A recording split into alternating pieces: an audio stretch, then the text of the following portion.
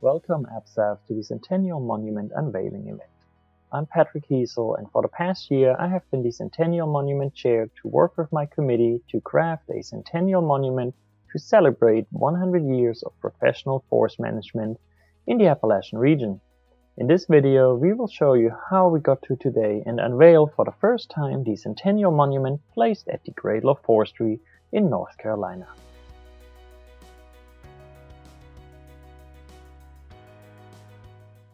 At the beginning, there was a dream.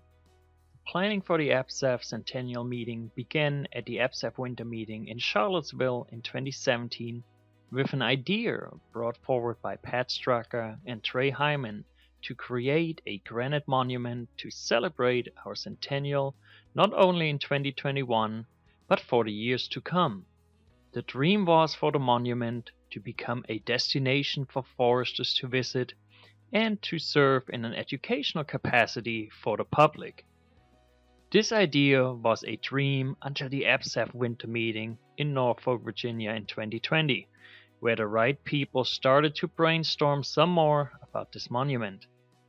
Thanks to the tenacity and support from Mary Morrison, we received approval from the U.S. Forest Service to place a monument at the Cradle of Forestry in PISGAH Forest, North Carolina. Patrick Hiesel served on the board of directors for Find Outdoors, formerly the Cradle of Forestry in America Interpretive Association, and secured support from their staff to help with the installation and maintenance of a monument at the Cradle of Forestry. Shortly after the winter meeting, a location for the monument was selected immediately outside the visitor center at the Cradle of Forestry. Since then, many thoughts on design and wording have gone into drafting a monument adequate to celebrate 100 years of professional forest management, and by January of 2021 we had a final rendering of the monument and its wording.